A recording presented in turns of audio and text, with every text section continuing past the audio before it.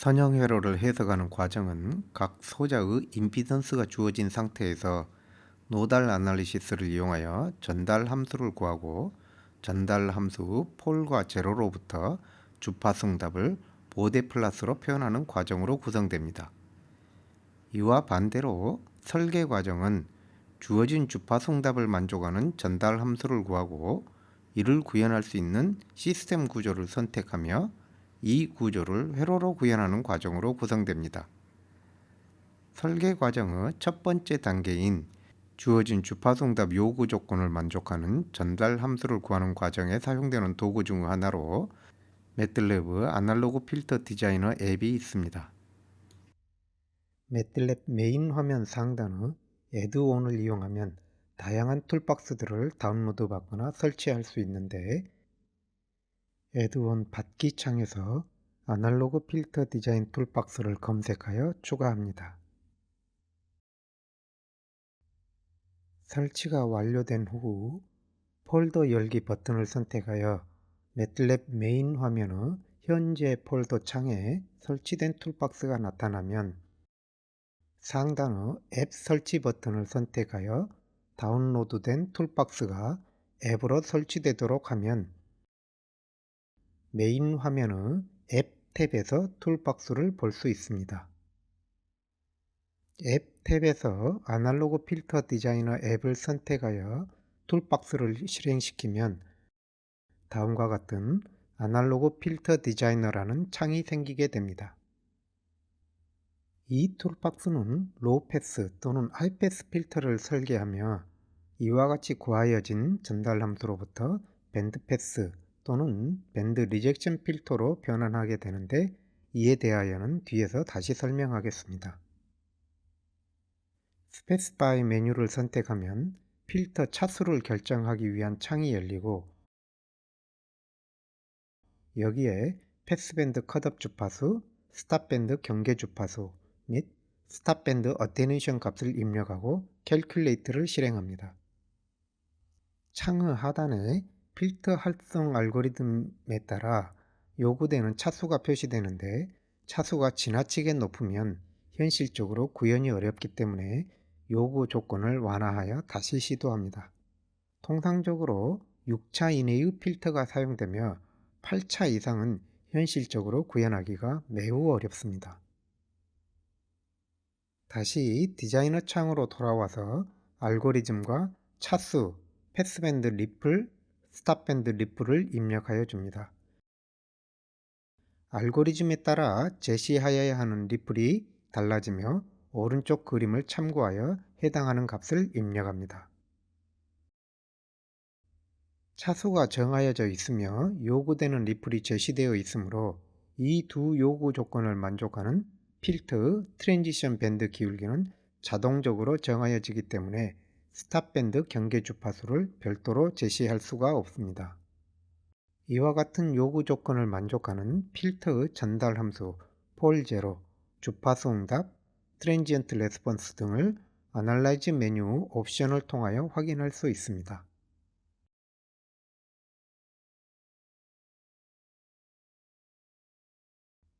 여기에서 리스트 트랜스퍼 펑션 창에서 전달 함수 개수를 얻거나 폴과 제로로 표현할 수 있습니다.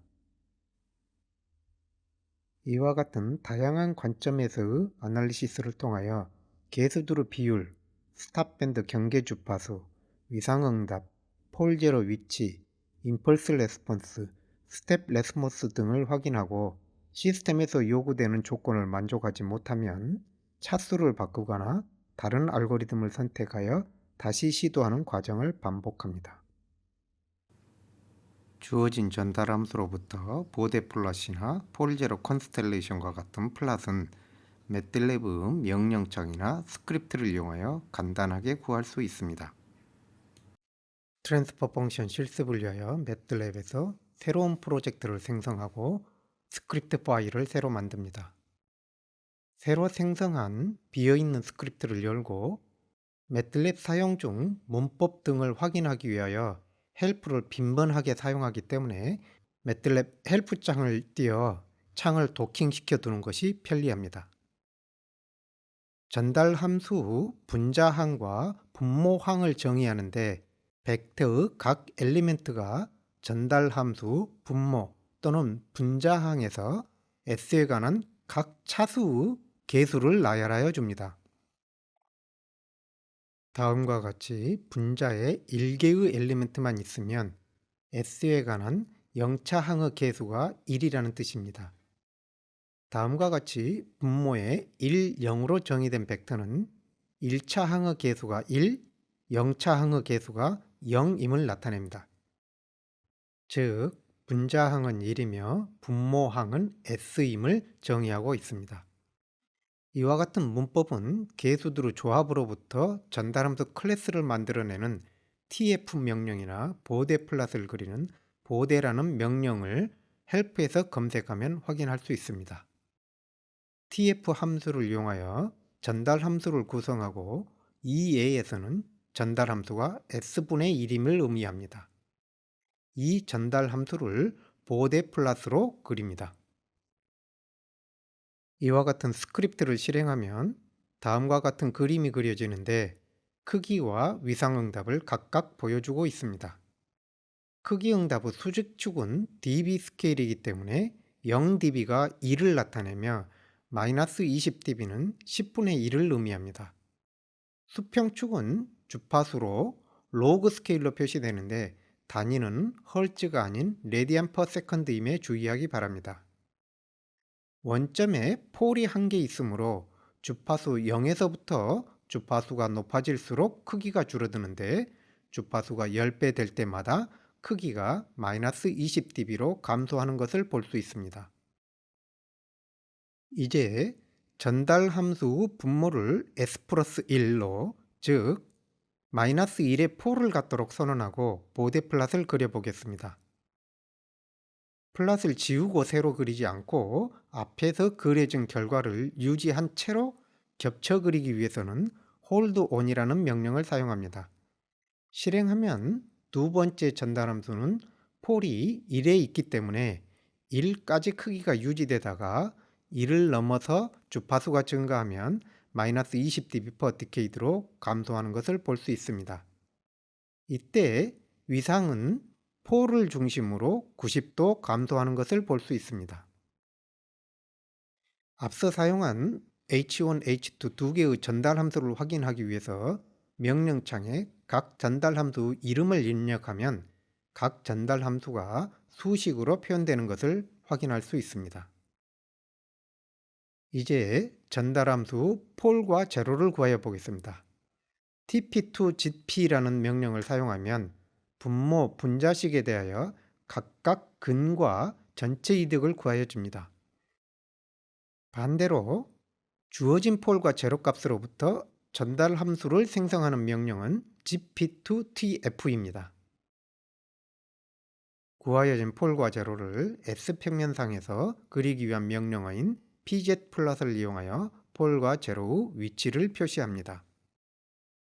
이 스크립트를 실행시키면 다음과 같이 실수축 마이너스 1에 X 표시로 폴이 그려진 것을 볼 수 있습니다. 지로는 동그라미로 표시됩니다. 그래프 눈금을 표시하기 위해서는 그리드 on이라는 명령을 사용하는데 pz 플롯은 극좌표 그리드를 표시하여 줍니다. 복소수 폴 제로에 대하여 동심어는 오메가 제로를, 방사선은 퀄리티 팩터의 역수인 댐핑 팩터로 표시하여 줍니다. 이제 복소수 폴을 갖는 2차 전달 함수에 대하여 보대 플롯과 pz 플롯을 그려보겠습니다. q와 오메가를 정의하고 그에 따라 분모를 구하도록 하겠습니다. 여기에서 서브 플롯은 하나의 피규어 창을 n/m 서브 창으로 나누어 몇 번째 서브 창에 그릴 것인가를 지정해주는 명령입니다. 또한 엑시스는 가장 마지막에 지정한 현재의 그림창의 수직, 수평, 범위를 지정하여 줍니다. 실행을 시켜보면 다음과 같이 왼쪽에 보대 플롯이 오른쪽에 pz 플롯이 생성되며 주어진 q와 오메가 제로에 따라 크기, 위상응답과 폴의 위치가 표시됨을 확인할 수 있습니다. 이때 보드 플러스 수평축은 레디안 퍼 세컨드이며 로그 스케일로 그려져 있으며 크기응답 수직축은 dB 스케일, 위상응답 수직축은 각도, PJ 플러스 방사선 그리드는 댐핑 팩터를 나타내며 주의하기 바랍니다. 명령창에서 폴을 확인하여 보면 복소수 폴로 표시됨을 알 수 있습니다. 이제 분자를 바꾸어 지로를 추가해 보겠습니다. 다음과 같이 분자가 원점에 하나의 지로를 갖는 경우 밴드패스 필터가 되고 원점에 두 개의 지로를 갖는 경우 하이패스 필터가 됨을 알 수 있습니다. 아날로그 필터 디자이너를 이용하여 구하여진 전달 함수를 갖는 필터를 시뮬링크에서 시뮬레이션하는 방법에 대하여 설명하겠습니다. 먼저 아날로그 필터 디자이너를 이용하여 100kHz 40dB 로우 패스 필터를 설계하여 보겠습니다. 주파수 응답, 임펄스 레스폰스, 전달 함수, 스텝 레스폰스를 확인하여 봅니다. 이제 주어진 전달 함수를 시뮬랭크에서 구현해 보겠습니다. 먼저 트랜스퍼 펑션 블럭, 스코프, 투 워크스페이스 및 스텝 입력을 배치합니다. 입력부터 파라미터를 설정하는데 스텝이 가해진 시간을 0초, 크기를 1로 설정합니다. 트랜스퍼 펑션 블럭에 아날로그 필터 디자이너에서 구한 전달 함수 개수를 입력하여 줍니다.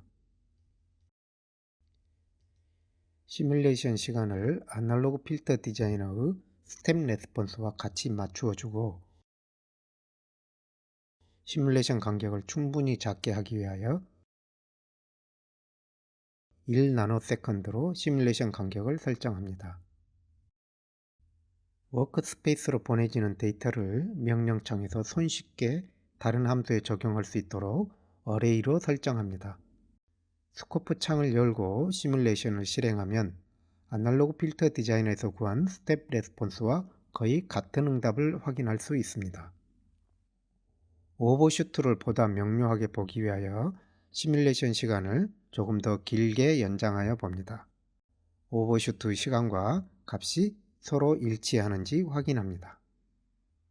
임펄스 레스폰스를 확인하기 위하여 입력을 펄스 신호로 바꾸어 주고 시뮬레이션 기간 동안 초기에 펄스가 한 번만 뛰도록 하기 위하여 펄스 주기를 시뮬레이션 시간보다 길게 설정하여 줍니다. 이와 같이 입력하고 실행하면 다음과 같은 에러 메시지가 발생하는데 이는 시뮬레이트 모든 시간은 시뮬레이션 간격을 최소 단위로 하여 그 배수여야만 하기 때문입니다. 여기에서는 시뮬레이션 간격을 1나노세컨드로 시뮬레이션 시간을 100 마이크로세컨드로 정하였기 때문에 주기를 1 마이크로세컨드로 펄스 폭을 1나노세컨드로 설정하여 주고 펄스가 제대로 생성되었는지 확인하여 줍니다. 줌인을 하여 보면 다음과 같이 0과 1나노세컨드 사이에 크기가 1인 펄스임을 알 수 있습니다. 출력을 확인하여 보면 매우 작은 출력이 관측되는데 이는 아날로그 필터 디자이너가 구해준 결과와 크게 차이가 납니다. 이러한 결과는 펄스 크기를 1로 설정하였기 때문인데 임펄스 정의가 폭이 델타이고 크기가 델타분의 1인 펄스의 델타가 무한히 작아져 0으로 접근하는 것을 의미하므로 임펄스를 모방한 펄스의 면적이 1이어야 합니다. 따라서 여기에서 폭이 10의 마이너스 9승이므로 높이는 10의 9승이어야 합니다. 시뮬레이션을 다시 실행하여 보면 결과가 일치함을 알 수 있습니다. 이제 임펄스 레스폰스를 워크스페이스로 가져와서 그 스펙트럼을 분석함으로써 주파수 응답을 구하여 보겠습니다. 기본적으로 스펙트럼을 분석하는 방법으로 pwelch 명령을 흔히 사용합니다. 시뮬레이션 결과를 pwelch 명령으로 스펙트럼을 구하여 수평축을 로그 스케일로 설정하고 관찰해 보면 대략적인 경향성을 로우 패스 필터 특성을 보이고 있지만 아날로그 필터 디자이너의 결과와 상당히 다른 특성을 갖는 것을 알 수 있습니다. 수평축 스케일이 실제 주파수가 아닌 정교화된 주파수이므로 이를 실제 주파수로 표시하기 위해서는 샘플링 주파수를 입력하여 주어야 하는데, 여기에서 샘플링 주파수는 주어진 데이터 시퀀스의 시간 간격을 의미하므로 시뮬레이션 간격인 1나노세컨드 역수를 제시하여야 합니다. 수평축이 스케일드된 결과를 보면 대략 100kHz에서 40dB 감대된 것을 볼 수 있습니다. 그러나 pWelsh는 파워 스펙트럼을 구하는 것으로 주어진 데이터 시퀀스를 일정한 구간으로 나누어 윈도우를 취하고 FFT를 계산한 후 각 윈도우에서 구해진 결과의 평균을 구하여 평균 스펙트럼을 구하는 통계적인 방법으로 일정한 주기 신호가 지속될 때 이를 분석하는 방법입니다. 그러므로 1회로 끝나는 임펄스 레스폰스를 주파수 도메인으로 변환하는 방법으로는 옳지 않은 방법입니다. 따라서 임펄스 레스폰스를 다음과 같이 직접 FFT를 취하여 복소수 결과가 나오고 그 크기를 보기 위하여 절대값을 취하여 그려줍니다. 여기에서 수평축의 오른쪽 끝이 샘플링 주파수 1GHz이므로 100kHz 부근에 최저점이 생기고 스탑밴드 어테뉴에이션이 마이너스 40dB로 주어짐을 알 수 있습니다. 그러나 FFT는 데이터의 시퀀스 크기와 같은 개수의 주파수 성분을 선형 주파수 간격으로 구하여 주기 때문에 낮은 주파수 불행률이 매우 낮습니다. 낮은 주파수 성분을 보다 자세히 관측하기 위해서는 데이터 시퀀스의 엘리멘트 수를 늘려 넘버 오브 FFT를 늘려야 합니다. 주기 함수에 대해서는 시뮬레이션 시간을 길게 함으로써 보다 정확한 결과를 얻을 수 있지만 임펄스 레스폰스는 세틀링이 어느 정도 이루어진 후에는 신호가 그리 많은 정보를 담고 있지 않기 때문에 시뮬레이션 간격을 줄이는 방법을 사용하여야 합니다. 시뮬레이션 간격을 줄이면 오랜 시뮬레이션 시간이 소요되며 실질적으로 연구 목적인 경우 시뮬레이션과 FFT에 수시간 또는 수일이 소요되기도 하며 메모리 용량의 부족으로 시스템이 다운되기도 합니다. 이러한 경우에는 매틀랩을 사용하기보다는 보다 전문적인 소프트웨어를 사용하여야 합니다. 트랜지언트 시뮬레이트인 시뮬링크를 이용하여 주파수 도메인의 특성을 관찰하는 또 다른 방법으로 입력에 화이트 노이즈를 인가하는 방법이 있습니다.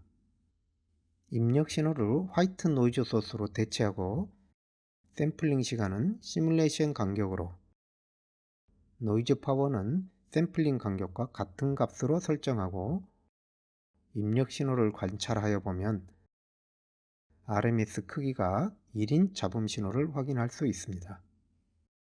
이에 출력 신호를 FFT 취하여 보면 입력 신호가 전 주파수대에서 크기가 1인 화이트이므로 출력 신호 스펙트럼이 주파수 응답과 같게 됩니다.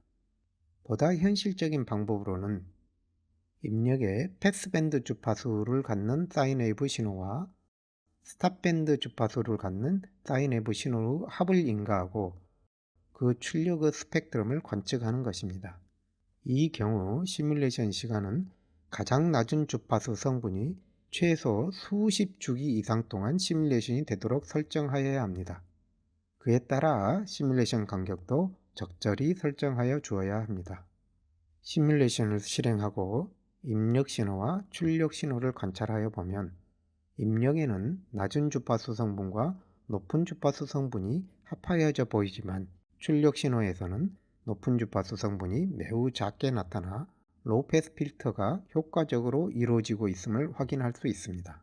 이제 입력 신호의 스펙트럼과 출력 신호의 스펙트럼을 구하여 보면 입력 신호에는 입력으로 인가된 5kHz와 500kHz 신호가 동일한 크기로 나타나지만 출력 신호 스펙트럼에는 500kHz 신호 성분이 40dB 감쇄되어 나타남을 알 수 있습니다. 구하여진 전달 함수를 구현할 수 있는 적절한 구조를 메이슨 룰을 이용하여 찾아낸 후 매틀리브 시뮬링크를 사용하여 이 구조를 시스템 수준에서 시뮬레이션 할 수 있습니다. 여기에서는 2차 필터를 구현하여 시뮬레이션 하는 방법을 설명하겠습니다.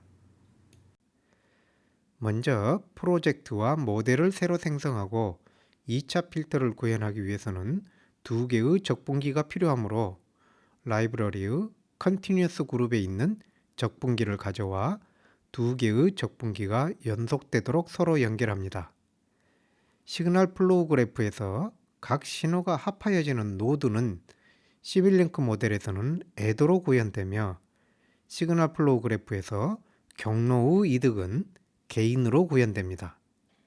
애더와 게인을 가져와 네스티드 루프를 다음과 같이 구현하고 애더에서 합하여지는 신호의 부호를 신호 선도와 같도록 설정합니다. 입력 신호와 출력을 관측하기 위한 스코프를 추가하여 시뮬레이션을 위한 모델을 완성합니다. 입력 신호의 주파수를 1Hz로 설정하고 시뮬레이션을 실행하여 보겠습니다. 결과 파형을 보면 파형이 정상적으로 표현되지 못하고 꺾인 직선들이 보이는데 이는 시뮬레이션 간격이 파형을 표현하기에 충분히 작지 않기 때문입니다. 프리페어에서 모델 세팅을 열어 시뮬레이션 스텝을 1ms로 설정하여 다시 시뮬레이션을 실행하여 보면 파형이 부드러운 곡선으로 충분히 잘 표현됨을 알 수 있습니다. 시뮬레이션 간격은 예측되는 가장 빠른 파형의 변화를 충분히 표현할 수 있을 정도로 가능한 작은 값으로 설정하여야 실제 컨티뉴스 타임에 근접한 시뮬레이션 결과를 얻을 수 있습니다. 이제 시뮬레이션 시간을 조금 더 길게 실행하여 보면 초기 상태로부터 변화가 일어나는 과도기적인 시간이 지나면 안정된 파형으로 유지되는 것을 볼 수 있는데 과도기를 트랜지션 피리어드라고 하고 안정된 상태를 스테디 스테이트라고 합니다. 임펄스와 스텝 입력에 대한 반응을 관측하기 위하여 동일한 시스템을 3개 만들겠습니다. 현재의 2차 필터를 선택하여 마우스 오른쪽 버튼을 누르면 선택된 시스템을 하나의 서브 시스템 블록으로 표현할 수 있습니다. 이 블록은 커스텀 라이브러리를 형성하여 라이브러리에 추가하거나 복사하여 반복적으로 사용할 수 있습니다. 동일한 시스템 3개를 복사하여 만들고 각각 1Hz 사인 웨이브, 스텝, 임펄스를 입력으로 가합니다. 스코프 입력을 3개로, 그래프 창도 3개를 열어 출력을 함께 표시하여 비교해 보겠습니다.